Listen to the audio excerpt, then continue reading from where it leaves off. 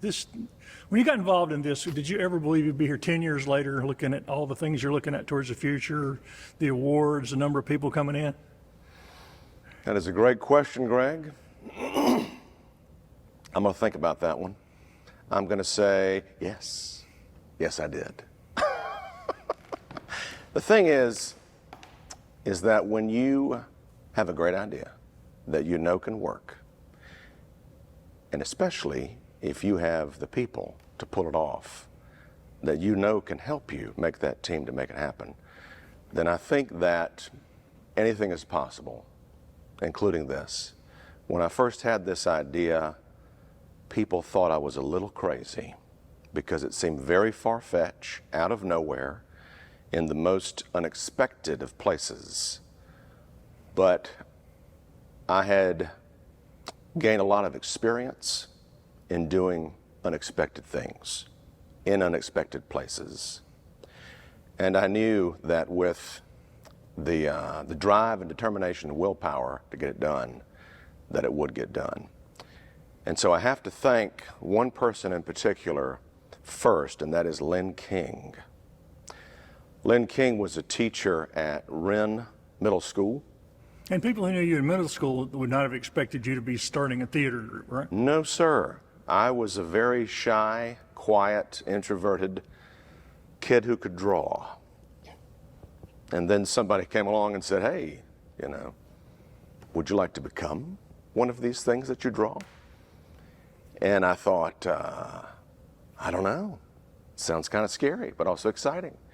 But I do want to reference Wren King first, because when I was teaching at Woodmont High School and I had developed a very successful theater program for those students, I saw how not only did it transform the lives of a student, but also a family, also a whole school, and I knew that it could transform a whole community as well. And so I had done a lot of work in the theaters in the Upstate, mainly in Greenville before that, and I learned a great deal from all of my mentors and friends and the experiences there. And I knew that it was possible to do something that I hadn't quite seen, which is to create high-quality productions at affordable prices. I believed that that was possible. We have a lot of great high-quality theater productions in the Upstate. This is a thriving scene. It's kind of strange and odd that we have so much in one place. But a lot of that is very expensive, and it kind of has to be.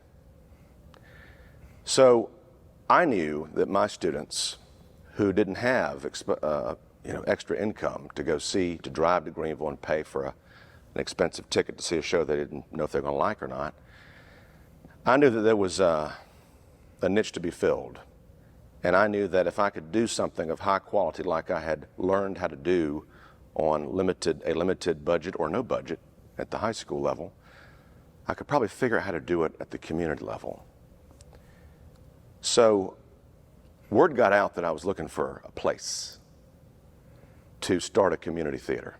And Wren King had an existing nonprofit that no one was using. It was used for the heritage players that she helped direct for many years. And she was at a point in her life where she was ready to dissolve the nonprofit and donate whatever funds they had raised through the plays to another nonprofit organization. She said, Will, you know, I'm going to dissolve this, or maybe you can take this over and use it to start out your idea. And I thought, wow, okay. And then Wayne Fowler, who was superintendent of Anderson 1, contacted me and said, we have this auditorium that's very special to us, but it is empty and no one wants to use it. It's been sitting here empty for 6 years after they closed down Pelzer Elementary and consolidated with West Pelzer. And he said, I'll give you the same deal that we give adult ed next door in the school building, which is a 20-year lease for $1 a year. And I thought, well, if this is ever going to happen, it just fell in my lap. A space and an existing nonprofit. I guess this is the time to go for it. And so that nonprofit had just enough money to cover the first season of rights and the expenses for the first show, which was always Patsy Cline. And we started out with ticket prices only being $10 10 years ago, with $8 for seniors and $7 for students. And I was very proud of that. I still am. We keep our ticket prices as affordable as possible on purpose, even to our own detriment. And right now, tickets are still cheaper than anywhere else, even than a movie sometimes. $15 and $12 for seniors, military, and students, which is kind of crazy to think about it. If you look at the quality of our productions, and we go all out, we can stretch a dollar.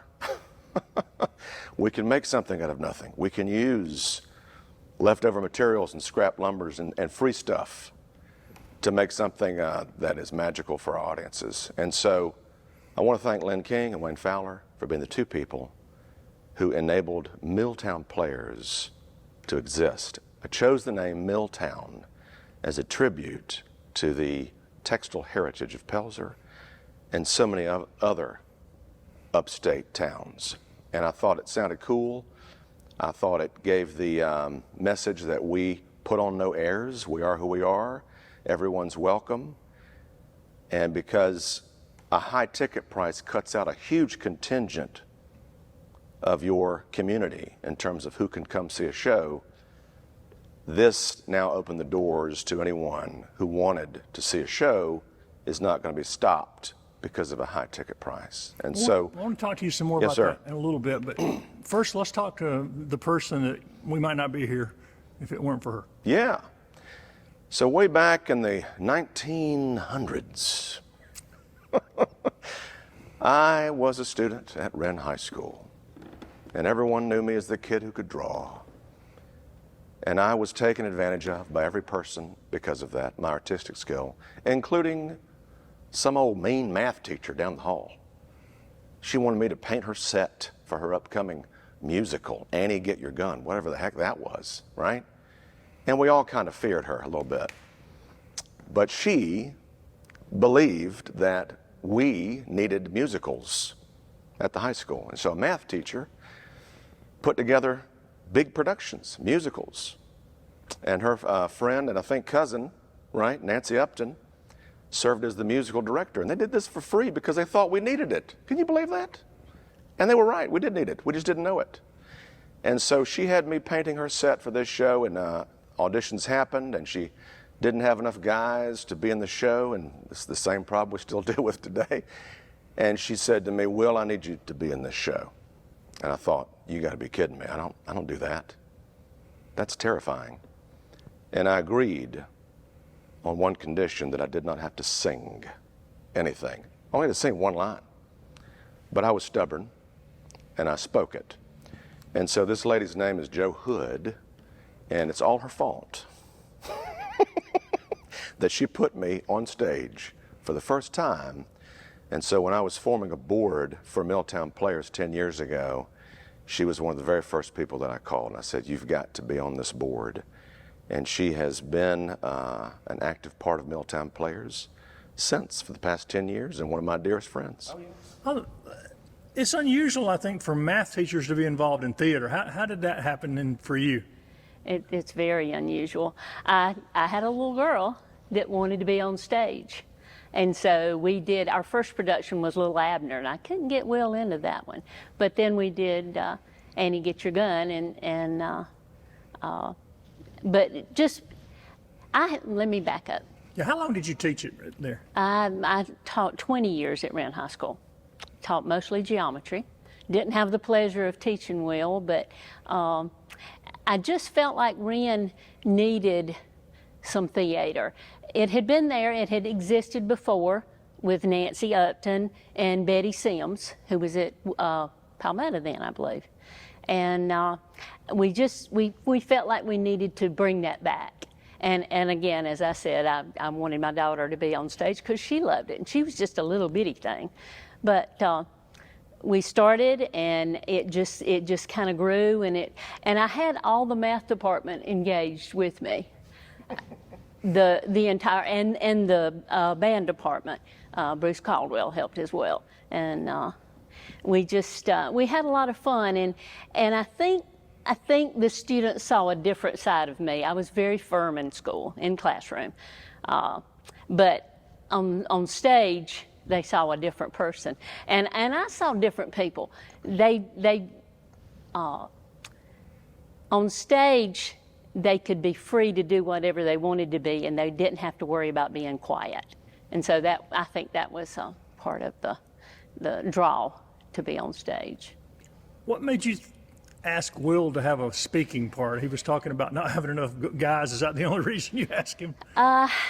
Probably so. We were always short guys.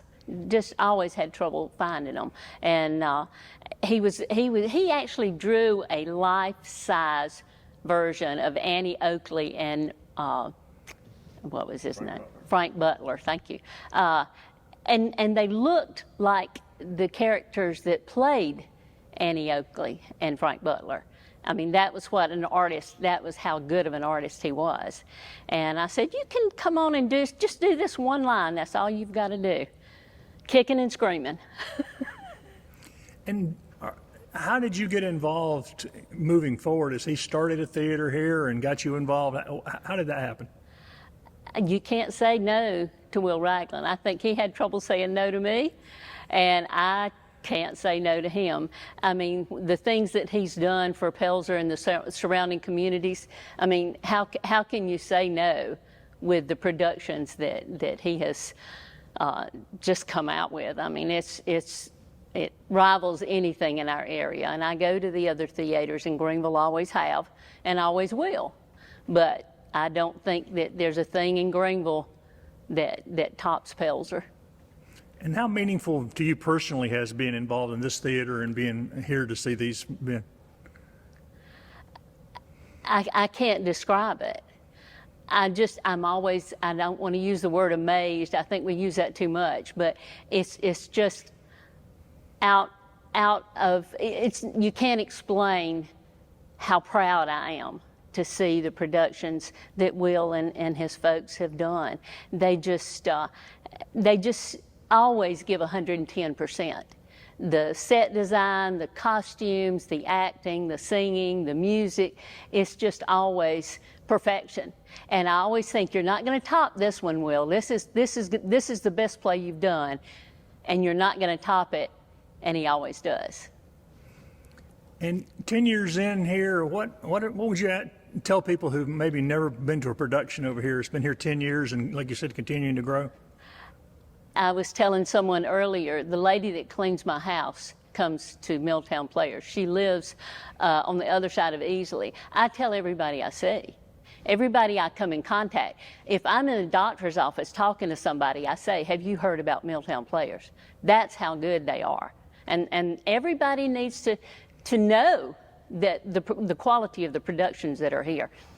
We have people come from Newberry, I mean, the lower part of the state, North Carolina. Because I work in the box office, I see their addresses on their tickets. But we have people come from all around, and then they come back and they say, how can I be a season ticket holder? And I say, we'll fix you right up, because it's that good. And every year, I think the next season, I don't know about that, but every year he tops it. Will, in the early years, what were some of the challenges of getting this place ready and starting production and letting people know what was going on? In the early years, Greg, in the early years, you have to remember, I was teaching full time and directing productions at my schools. So the biggest challenge was just pulling it off and barely making very important deadlines and doing just enough at the last minute in the wee hours of the morning to make it happen. Because opening night, that deadline never changes. And so the early years, and still today, it's still a challenge. How do you pull this off with limited time and limited resources? What was your first show? Our first show was always Patsy Cline, which was a huge hit, because my dear friend who I worked with in musicals in Greenville, Katie Rockwell, she looks and sounds just like Patsy Cline, and she is an amazing vocalist and musician, and her husband, Larry, is one of the best guitarists and best people I've ever known. So that was a winning combination, and I knew that this community would come out for that show. That was my surefire, ace in the hole, perfect choice for the opener. And it was so good that we brought it back 2 more times. That's the one show we've done 3 times in these past 10 years. And that launched everything. But the challenges always seemed a little bit impossible until they weren't. The mountains were insurmountable until they weren't. So a lot of times we didn't really know that we couldn't do things or that they weren't going to happen, so we just kind of did it. And somehow people showed up, and that winning combination of a lot of seats, cheap tickets, and a really great show brought them in the masses immediately to Pelzer, a little defunct mill town where nothing exciting had been going on for decades. And through no fault of anybody, you know, the cotton mill shut down and took everything with it. So this was a way to bring new life and to reinvigorate and reimagine what to do with an historic gem that this building is, the historic Pelzer Auditorium, my favorite place on the planet. And to have the opportunity to spend so much time, the blood, sweat, and tears and long hours on this stage has been worth every moment, because, you know, who would have thought? It's still unbelievable, and I still have to remind myself how lucky and thankful I am to be living my dream, even if that dream on a daily basis is slowly killing me. But when opening night comes and the show begins and you see how it affects a whole room and a whole community, and just the sheer appreciation of our audiences are so different because they don't go to all the shows. I was going to mention that. I wonder how many people that have come here, this is maybe one of their first experiences with local theater. It absolutely is. It absolutely is. And for many of our patrons, this is the only place they go because they can afford it. And they know that they can trust us to do shows that they're going to like. Some of my best compliments I've received over the years from patrons, one of them was, what are y'all doing next season? You know what? It doesn't matter. I know it's going to be good. Another one last year was this guy came out and he says, you know what? I hate theater, but that was the best damn show I've ever seen. That right there, that's a great compliment. So I like to think that we do productions that are catered to our audience, to our community, that we think they will love, that we think our artists who create them will love doing. And we like to take some artistic risks every once in a while and find. I was going to say, sometimes you do challenge. We do. You try to challenge with classic theater productions. And it's tough because, like I've said before, Greg, on that spectrum of art to entertainment, the closer you get to entertainment, the more tickets you sell. And the closer you get to art, the fewer tickets you sell. I like all of it. If we're going to do entertainment, we're going to do it as artistically as we possibly can. If we're going to lean towards art, we're going to do that in a way that's as entertaining as we possibly can. So it's that relationship between the two that establishes much of our brand, that we know it's going to be good. We know they're going to do everything they can to bring this story to life or this music to life. And so it's not about selling tickets only. It is about creating something unique that you can't find anywhere else in the world. It's one of the first things we say when we look at a production. We're like, well, we're not going to copy Broadway. We're not going to copy Greenville. We're not going to borrow. We're not going to rent. We are going to imagine and create ourselves because we are artists. And that is what we do. We create. I was going to say, your background as a visual artist, how much has that helped you? Because I know one of the things that other folks in the region, particularly involved in theater, know you for is your sets. I mean, I know your productions as well, but I mean, people rave about your sets more than anything I've heard other places. That's very kind of you to say. You are right. I am a scenic designer as well. And in my visual art background, it is so important for me to create the story that we can see, that supports the story that we hear. I think it is essential. And when I go to see live theater, those elements, the visual elements that Joe mentioned earlier of the costumes and the scenery and the lighting, it's not about just the spectacle. It's not just about how good of a set is it. It's about bringing to life 100% with all your potential and all your being the world in which these characters can tell this story. Because you mentioned Streetcar Named Desire. When I walked on that set, I stepped back in time. Is that your favorite set? It is, because it was the most difficult. I mentioned to someone off camera that someone had mentioned to me they saw it on Broadway and the set here was actually better than the one on Broadway.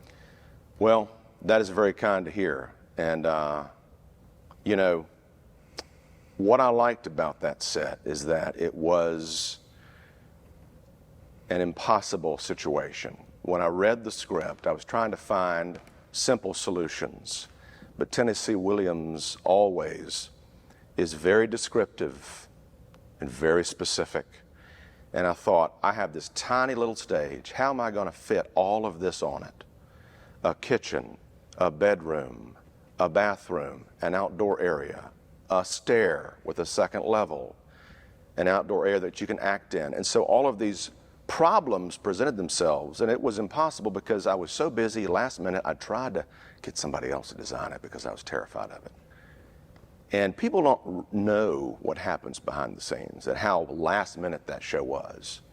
And I had to go out of town. I had to, the weekend that it opened.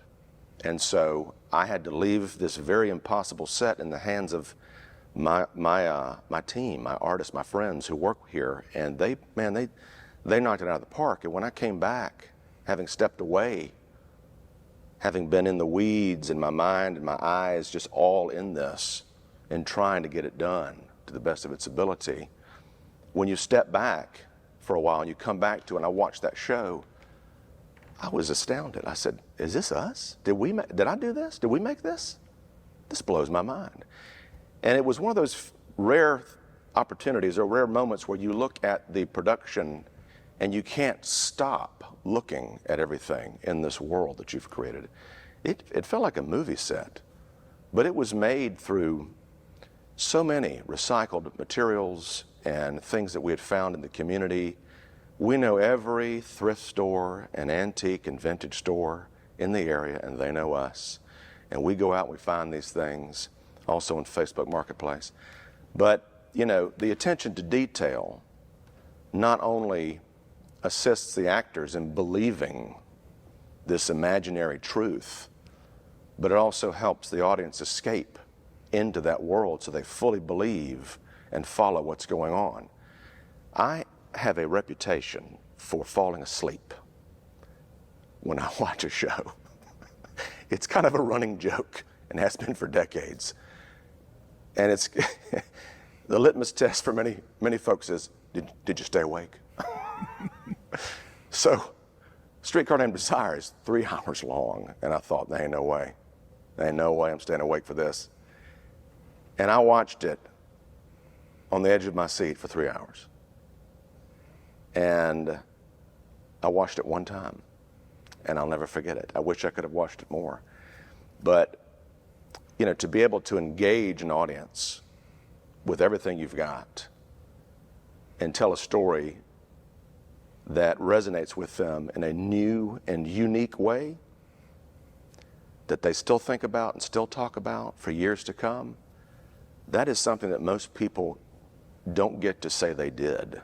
And that is what we do here. And speaking of that, another part of your legacy and what you do here is help bring up the next generation of folks who are involved in the arts and in acting and all. Yes. And I know you wanted to talk about somebody else I'm going to talk to here in a second. Yeah. And how you got involved, how he got involved with Milltown and what he's done here and how he's become a full-time part of it. Yeah. Well, Greg, one thing I'm always very proud of is that everything you see on our stage is made by our people and performed by our people. When I say our people, I mean local, upstate South Carolina artists. We don't have anybody come in from other cities. We're not a roadhouse. We're not a venue for touring acts. We are homegrown local theater artists. And everybody you're talking to today is from Anderson County. That says something. We didn't move here from another place. We didn't choose to leave and take our talents elsewhere, because a community theater is all about your community, right? And so I'm so proud to know that talent knows no zip code, that our talent is just as good as anybody else in this nation. And in our shows, we feature people from this town, this county, and within any driving distance in the upstate. And so, in terms of mentoring young artists, we do that as much as we possibly can. We choose our big summer musicals on purpose, the dates on purpose, because we know that a lot of our kids are home for the summer from college or high school, and we can provide opportunities for them to be on stage and to work on our sets, etc., when they are on a summer break. And so this allows students, as they grow older, to come back to us every summer and be in the big summer show in the summer, almost like summer stock if it was that. But part of the exciting thing is, I would say one of our greatest success stories is that when I moved here to Pelzer 10 years ago to start this theater, I found myself also moving schools to Palmetto High School, 5 minutes away, and starting a new program there. A lot of my students at Palmetto I got to work with for the first time are still working with us today in the show that we're currently doing. And one of our greatest success stories is a young man named Cameron Woodson. He walked into my room, an introverted kid who could draw. Oh, familiar story. And we forced him to be in his first show too, a musical. Interesting story. I've heard this before. So Cameron is, his family's from this town, Pelzer. He lives here. Went to Palmetto High School and discovered something called theater and didn't know that he liked it, didn't know that he thought it was going to be something that made his mind and his imagination come alive and create a drive in him like I've never seen. And at Palmetto, he became obsessed. And I let him do all sorts of things that I normally didn't let my students do. Excuse me. Like design sets and costumes and star in the show.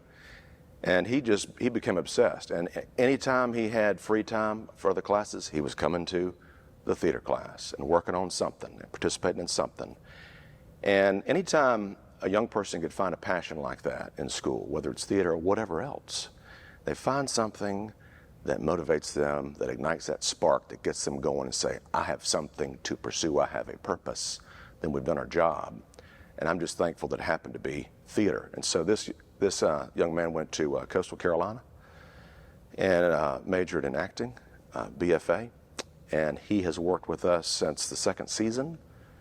He's been a volunteer, he's been an actor, he's been a designer, and what an awesome story to say that he came home to good old Pelzer from college and we had a job waiting for him. So he works here full time now. His official fancy title is Artistic Associate, whatever that means. And it means a little bit of everything, a jack of all trades. But Cameron is somebody who learns faster than anybody else I've ever worked with, and he can do pretty much anything. He's an actor in his heart, first and foremost, but he's so good at everything else. He's designing sets for us, some of our best sets we've ever had, he's designed. and now he is working with me as a director. So we're co-directing our next production, and he has been instrumental, a real asset to this organization. And what a cool story to say a young person went to their public high school in upstate South Carolina, found something they liked, went to a public university, South Carolina, came home, and got hired full-time to work in the theater where they grew up learning all of these wonderful skills. So that right there is probably one of our best, if not our best, success story for Milltown Players. He was telling your story a little bit. How do you remember it being in high school and getting involved in theater? Yeah, I think it was, so I joined a theater class my sophomore year of high school, and it was kind of like I needed an arts credit, so I kind of joined it because of that. So I wasn't expecting anything to, you know, grow from that. I was expecting, okay, I watch movies, I watch TV shows, I know some musicals, and I simply took it as an arts credit. And I was a visual artist. That's what I did. I draw cartoons, and I would always be drawing cartoons in class, whether on paper or I had this iPad that I would always draw cartoons on. And so I joined this class, and, you know, I walk into the class and there's like all these chairs that are like in a circle. And I looked at it, I was like, what is going on? This seems like some kind of cult meeting or something. And, you know, and that is how I met Will Ragland. And he basically like invited me into the theater world with open arms. And it was so strange because it was something that I was not expecting, but it was something that I really needed at the time. Theater at that time kind of, you know, helped me grow out of my shell. I was a very introverted kid. I was very shy all the way up since elementary school. I've always been shy and awkward, and I still kind of am, but theater helped me kind of get out of my shell and kind of, you know, discover who I actually am. And honestly, it just helped me get through high school, you know. And what was your introduction to Milltown, getting involved over here? Yeah, so I was introduced in, I believe it was the summer of 2015. I had been in one show at Palmetto since then, and Ragland calls me up and he was like, hey, we need some guys to be in our summer production of Oklahoma. I was like, okay, all right. Let me see if I can, you know, stay with my grandma down the road so I could get a ride here every day, because I was living in Piedmont at the time. And so I figured everything out. I was like, okay, I can be a part of the men's ensemble in Oklahoma, but I'm telling you, I cannot dance. I cannot dance. I will not dance. And it turns out, spoiler alert, that I actually did have to dance in the show. It's Oklahoma, come on, and I'm a man, and so, you know, and that was my first experience, like true experience working at Milltown. I saw some shows when I was in elementary school. I saw some shows in the first season, and this was season 2 that Oklahoma was. It was the summer of season 2, and I joined the show. I learned a lot through it. I met a ton of lifelong friends that I'm still friends with today. And during that time, I became friends with Drake King, who was also in the show. And he was the one who kind of convinced me, like, hey man, maybe theater is what you should pursue, like, full time. And I was like, you're funny. That's not gonna happen. And he was starting up school at Coastal Carolina University. He was getting a BFA in acting. And I was like, okay, you know what? Maybe I'll check out this place. So what I did was, after I graduated high school, I learned that theater is something that I really wanted to do. And so I basically took a year off before going to college. So I graduated high school, took a year off, and then I went to Coastal. But during that year off, I worked here at Milltown, building sets and being in shows and helping out, you know. Like, I was doing things like planting bushes outside and just literally anything. And I learned a lot through that year off. I learned a lot about, you know, time management and, you know, being more adult. That kind of led me into college. So I was ready to face all the challenges that college offered me.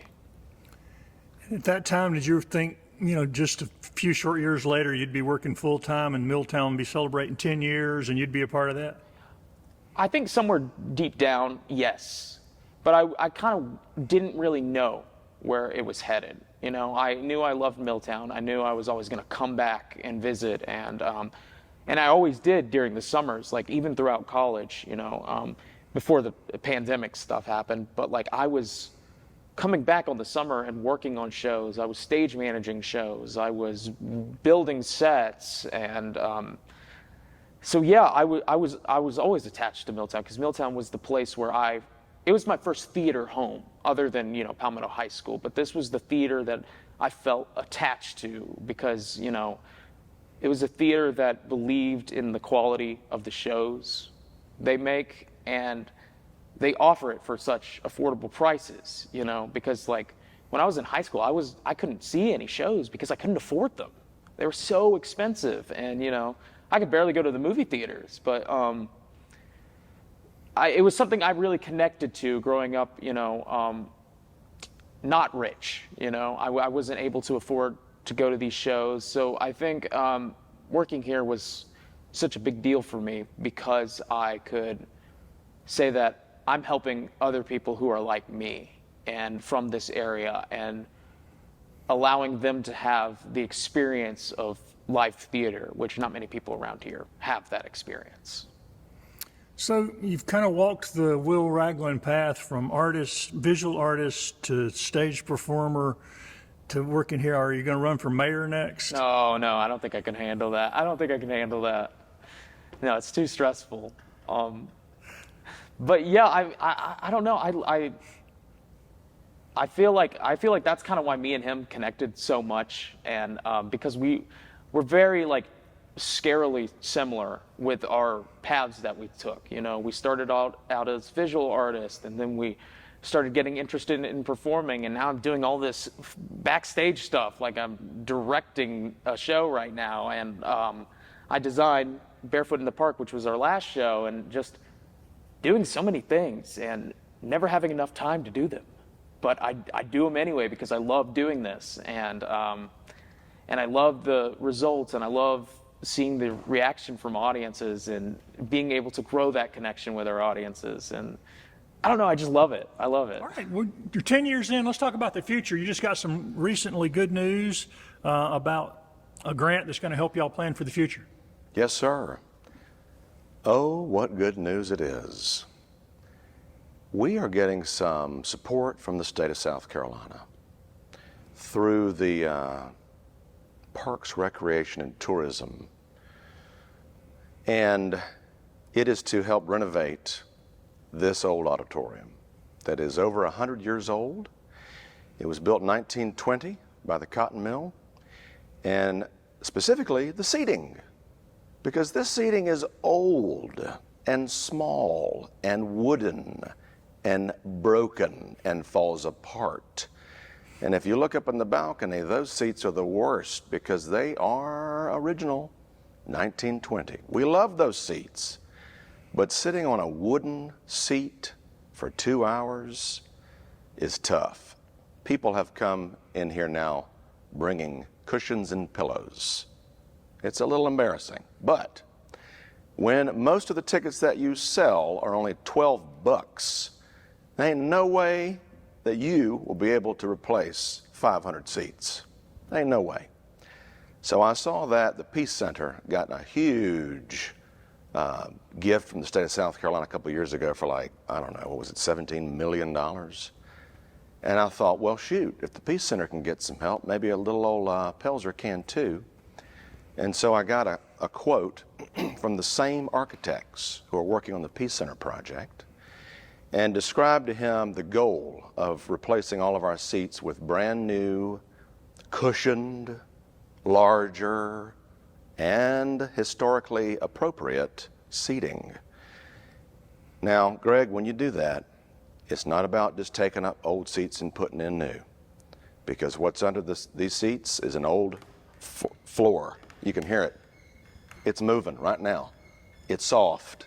It's rotten. There's holes in the floor. that we can't afford to fix. Now, this building belongs to the best school district in the state, Anderson 1, but guess what?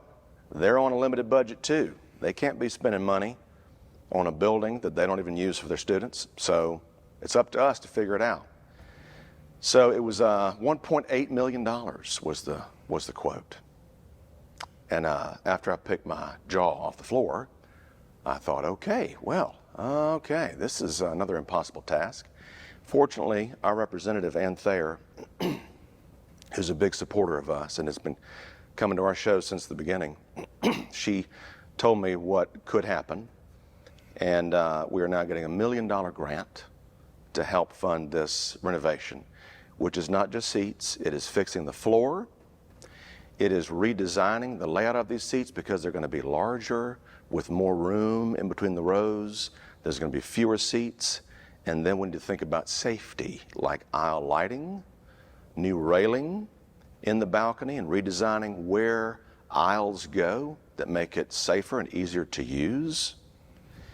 And also thinking about accessibility for people who use wheelchairs, et cetera, to get around. We want them to be able to have the best seats in the house too.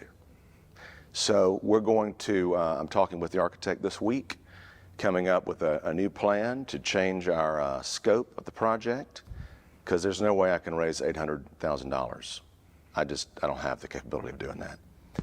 So every penny of this is going to this project. None of it's coming to Milltown Players for our general operating expenses. I'm not getting paid anything. I'm not keeping any of that money. It is a grant from the state. We will have to raise some money to make it happen. But what you're going to see is the #1 ask from our patrons. Can you do something about these seats? Please. Because I've actually heard people say, I love the shows, but my back cannot take those seats. And so we have lost out on patrons coming to enjoy what we do here because of the seating.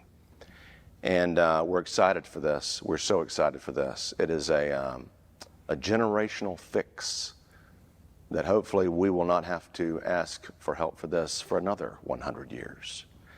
And we are going to get the best seats we can possibly find. And we want them to look like they were put in 1920, and just like a fancy Broadway New York City house. So that is so exciting. And part of this process, what is squeaking underneath me is the edge of what used to be an orchestra pit that we discovered while looking for something in the basement. And it's one of those old school, literally, orchestra pits that you don't access from a bottom level. It is a recessed area that you just walk down into from this inside the auditorium. And you can see where the boards stop, where they filled it in and covered it. And I found an old picture where you can see where the orchestra pit was. So I'd love to see if we can reclaim this orchestra pit and restore it to its original use. I think it now is of great use to us because we do love using live musicians, live bands. And what's funny is our last show that featured a band, Under the Boardwalk, which was a huge hit, 5,000 people came to see it.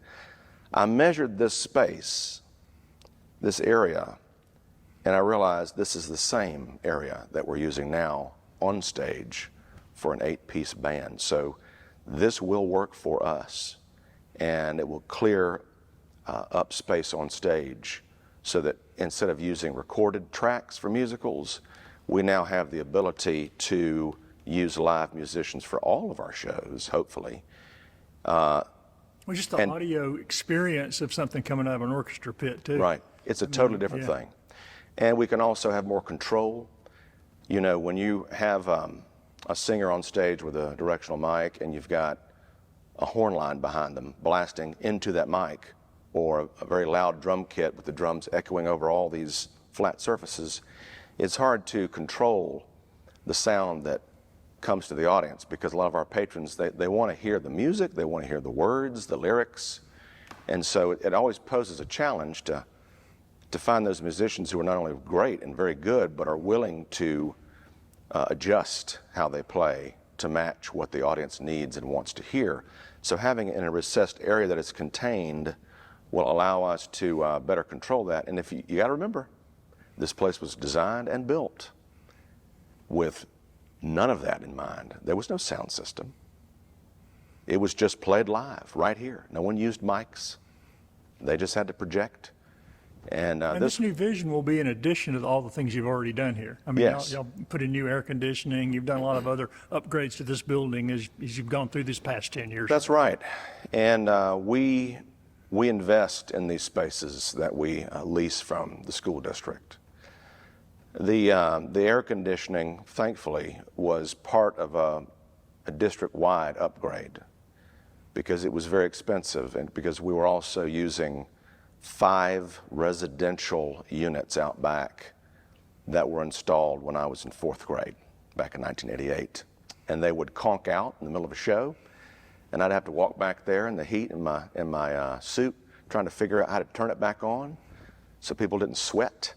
But the district does continue to maintain large-scale things like roof leaks and stuff like that, but everything else we pay for. And over time, we've invested a lot of money into this place, hundreds of thousands of dollars in sound and lighting upgrades, infrastructure, anything you can imagine.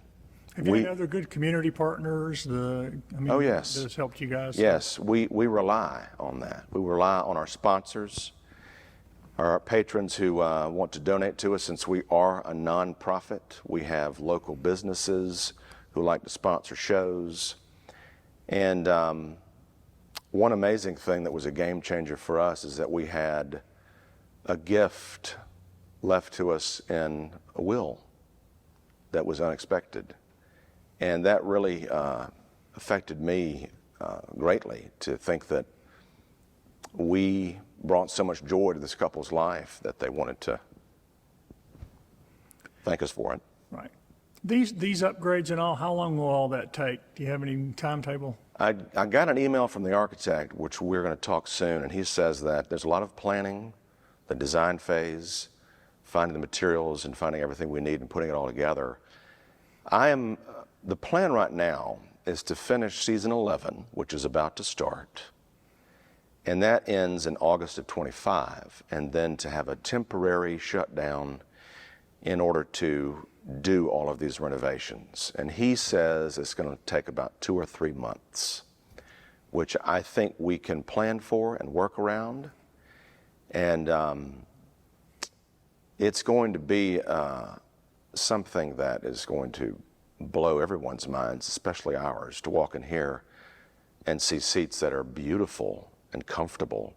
And all those folks who said, well, I can't take the seats, well, no, they can. And let me tell you, the best seats are going to be in the balcony because it's the best view of the stage and the best sound. And when those seats are in, I think people are going to be fighting over those seats. That's where I'm going to be sitting. And finally, after 10 years, this year you were recognized with an award. You want to tell me about that? I suppose I'll tell you about that. Yes, I was recognized with an award. The South Carolina Theater Association is our state organization, and they've played a big part in my development as a teacher and an artist, and I've been involved with them for many years in the past, and they have something called the Founders Award. And what they say that is, it's for an organization or an individual who's done the most for theater in South Carolina in the previous year. And I guess nobody else was nominated because they chose me for some reason, and which was very special. We got to go to Columbia and be honored, and some of my best friends were there with me, and it meant a lot to me to be recognized in that way because, you know, this kind of like being a mayor is a thankless job many times. You work so hard and no one sees it or understands it, how hard you work. When I tell people how many hours that I put into this place, they're like, what? For example, last week, I started counting my hours just to see, I'm just curious. Last week was 86 hours in 1 week, 86. Not counting everything I was doing as mayor as well. So The work is very challenging and difficult, but it's how I'm wired, and I love all of it. It doesn't feel like work to me, and I feel very thankful to be able to work 86 hours on something that, you know, is a dream come true.